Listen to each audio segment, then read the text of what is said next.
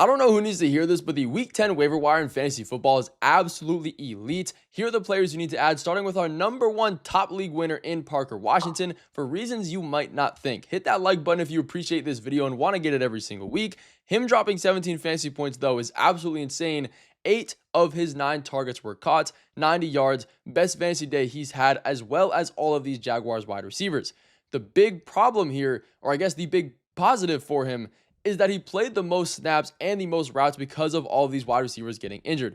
Thank you to Brian Thomas Jr. for exiting the game early with an ankle injury. His status for Week 10 is in question. Thank you to De'Ami Brown, concussion halfway through the game. He likely will not play in Week 10. And Travis Hunter landing himself on IR. He's not going to return until Week 16 at the earliest, so we can cross him off pretty much for the entire fantasy football playoffs, leaving Parker Washington at bare minimum the wide receiver 2 for the rest of the season, coming into a team that is 11th in passing attempts. Now, we do hate to see injuries. It's absolutely terrible. It does, however, give other wide receivers and other players in general more opportunities. We have Brenton Strange even dealing with his own hip injury, questionable for this week. So without all of these weapons, Parker Washington is going to be a top option against the Houston Texans. You can just go through and start now.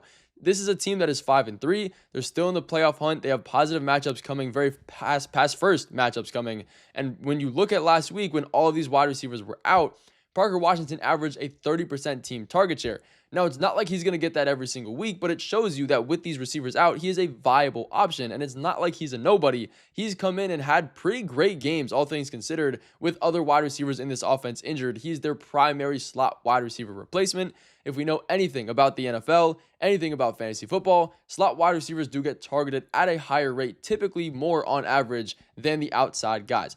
He has a lot of potential. He's going to be our #1 waiver ad for that reason. But there's a ton of potential league winners on the waivers this week. So again, make sure to hit that subscribe button if you're new to this channel, because you will be ahead on the waivers and get a guy like Luke Musgrave, who is one of the most urgent ads right next to Parker Washington. Tucker Kraft, he is out, unfortunately, with an ACL tear. He's going to be out for the rest of the season. That puts Luke Musgrave as the #1 tight end for the rest of the season. And we know Jordan Love loves targeting his tight end in the red zone. He is one of the highest red zone target rates to tight ends in the NFL, right next to Lamar Jackson, who's targeting his guys at above a 30% rate.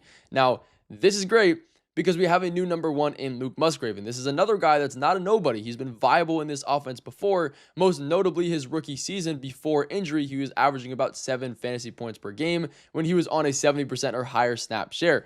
The main pass catching tight end for the rest of the year, again, without Tucker Kraft, is going to be Luke Musgrave. He played 23 of the total 29 snaps after Tucker Kraft went out, running almost every single route on those snaps as well. This team does have pretty pass-heavy game scripts coming versus the Eagles, the Giants, the Vikings, and the Lions in their next 4. Just beware.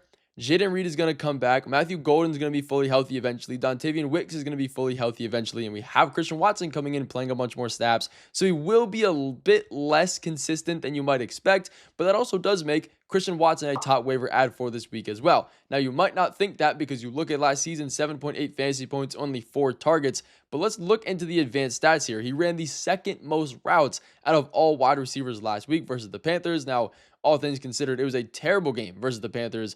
30 routes, right next to Romeo Doubs at 37. This is only his second week back from a very major injury last season. The snaps are going to increase. Now, the only downside, which is a pretty big downside here, is that the Packers are using an annoying 5 wide receiver system. There will never be a true wide receiver 1, but with Kraft injured, it does open the opportunities up for more of these wide receivers. And again, every single season, even right now, we have all of these Packers wide receivers getting injured, coming back, getting injured, coming back. So it gives Christian Watson an opportunity, and he's not a guy that needs any elite target share to be fantasy viable. He can survive off 3 receptions a game. Is it going to be scary in fantasy? Yes, but that's just the type of wide receiver he is, and that's how they use him in the offense. They don't need to give him 20 targets a game. With that, we can also go through and get JJ McCarthy.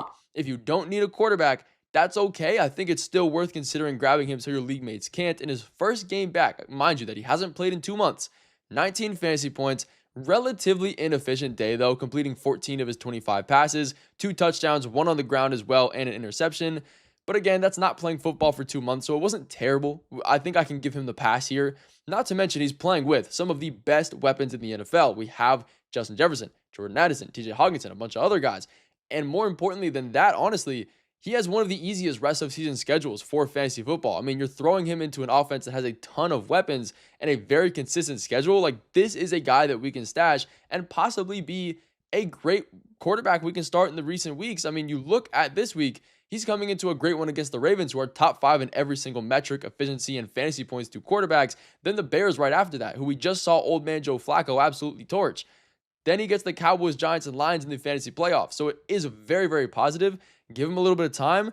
He's going to be a guy. So go grab him as well as Theo Johnson, who continues to be a top target for Jackson Dart. Since Dart became the full-time starter in week 5, he's averaged almost 6 targets per game, only behind Wan'Dale Robinson. Again, another one of those slot wide receivers that typically get targeted at a higher rate, which is why we like Parker Washington.